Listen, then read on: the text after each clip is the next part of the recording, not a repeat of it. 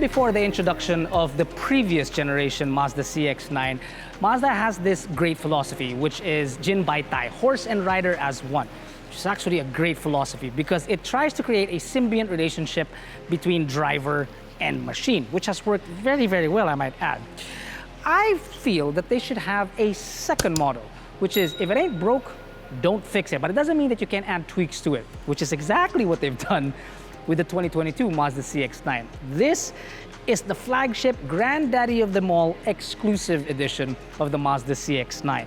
Now, today's video, I'm gonna go through some of the changes, or rather tweaks, like I mentioned, that they've added, because there really isn't much that you can add to that automobile to make it a little bit better, but actually they have. It'll surprise you. And then, of course, we'll tell you some of the other variants that are available at the CX-9, including their prices. First off, let me show you the engine, which is still the same throughout the entire lineup. Whether it be this, the exclusive, or whether it be that, the black edition, or whether it be the low-end CX-9, which is the Touring. So all of them still get a 2.5-liter turbocharged gasoline engine that produces 228 horses and 420 Newton meters of torque. I am holding this up for two reasons. Number one, I'm not sure if I can actually reach it if I put the stock on. And number two is to show you just exactly how light this is, man.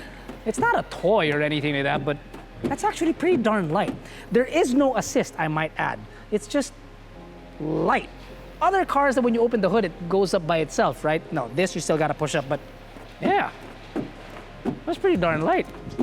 So anyway, it's still the same engine, all still mated to a 6-speed automatic transmission. Now, the changes up front, I gotta tell you, let's start with the grille. Previously, you had horizontal slats, right? You still do have horizontal slats, but now the horizontal slats have horizontal slats. That's one big change. To be honest with you, it gives it an even more imposing look on it. It's not as if the lights in the grille weren't enough. No, now it's even an even more imposing look thanks to these slats that are found in the middle.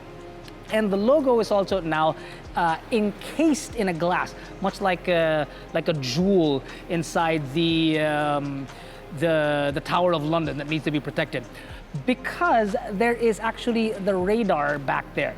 That radar actually is now for the improved cruise control. Previously, it had just your standard cruise control. Now it's radar controlled cruise control. So now it's got, it can maintain the distances that in front of the car, speed up, slow down if need be. So that's actually in there. And that would be the main change for the front clip. Down the side, it's pretty much still the same. This, I've got to say, is where they didn't need to change anything. There was nothing broke with the silhouette of the car, or the facade rather of the car, and it just looks absolutely great. Sorry, the wheels are now different. The wheels are still 20.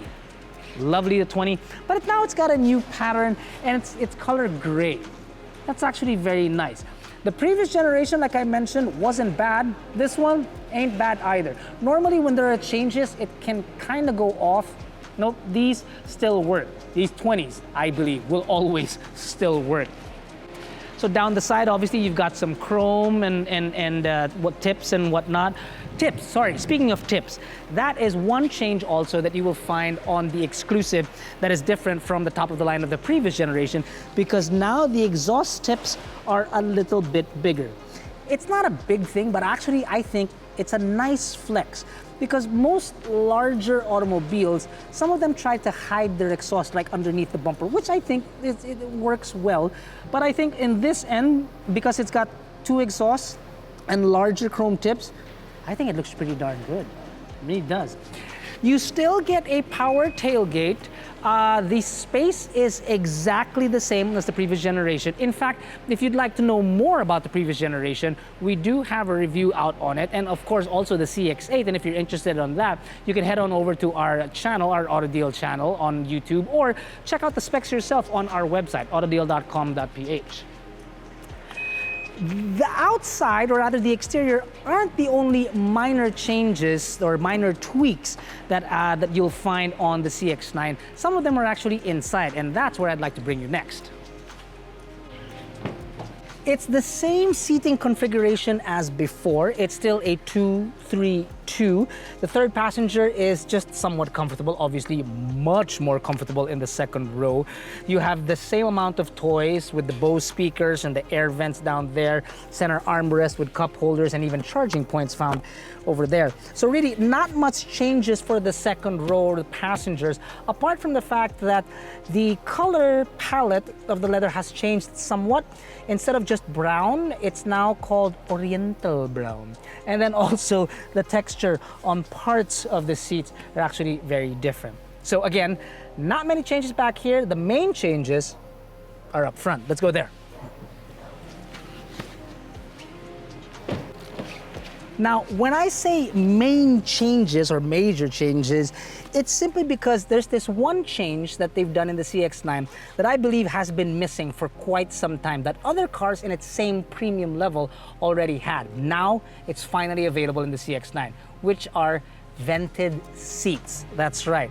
So, you can now have not just cold air coming in from the front, but if you come over here, if you push this button right there, vented seats, baby. Air comes out from underneath to cool your tuchus on a warm summer's day. Now, I feel that that is a great addition. Other great additions include, now you have a larger 9.2 screen that is available with Android Auto and Apple CarPlay. Oh, and get this, the Apple CarPlay is wireless.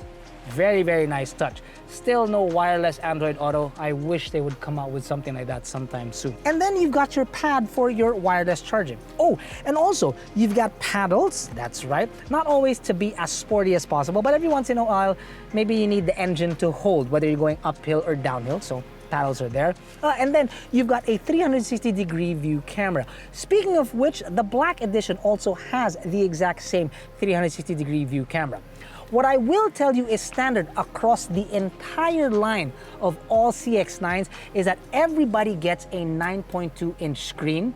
Everybody gets wireless Apple CarPlay and Android Auto. And everybody, and I do mean everybody, gets G Vectoring Plus. Now, I may have spoken about G Vectoring Plus in the past, but for those of you that don't know what it is that basically it's just yet another brain that Mazda has added inside their car. Not only, well, this is the exclusive, but this has an all-wheel drive system, but it adds to it a G Vectoring Plus, like I said, up and down the line, which essentially what it does is that it's a brain and it knows when exactly which particular wheel is slipping. And if it is slipping, then it takes away power from that wheel and adds power to the wheel that does have traction. And then at the same time, it applies brakes on whatever wheel actually needs it. So it's not a case of too many chefs spoil the soup. No, not in this case. This one, it's the more the brains, the merrier. Or some stupid thing that I know that I can come up with, but a hell of a lot better than that. So anyway, that's basically it. Now you're probably thinking, price? Well, that's a great question. To be honest with you, the prices is actually where it gets interesting.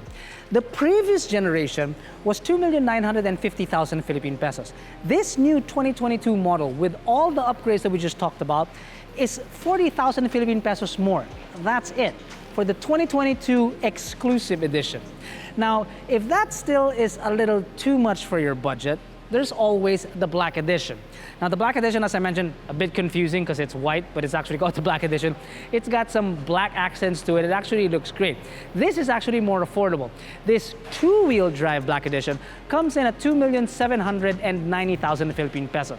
Now the most affordable CX-9 is the Touring Edition. It's no longer the Touring Sport or Sport Touring, whichever comes first. Now it's just called the Touring, and that comes in at 2,490,000 Philippine pesos. Interestingly enough, even the most affordable CX-9, which is the Touring, is still a little bit more expensive than the top of the line CX-8, which comes in at 450,000 Philippine pesos, if I'm not mistaken. So the reason why I'm telling you this is that now you've got options.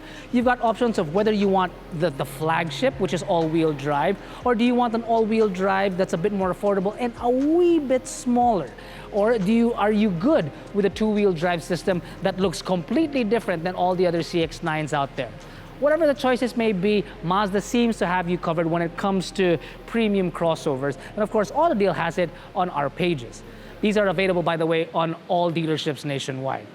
If you need a bigger, or rather a more in-depth review of the previous generation to get you to get to know what the new generation will be like, we obviously have our previous review where I reviewed the top-of-the-line CX-9 against the, at that time, Sport Touring. And if you click somewhere on the screen, it should be there. Thanks for watching, everyone. Stay safe. We'll see you soon.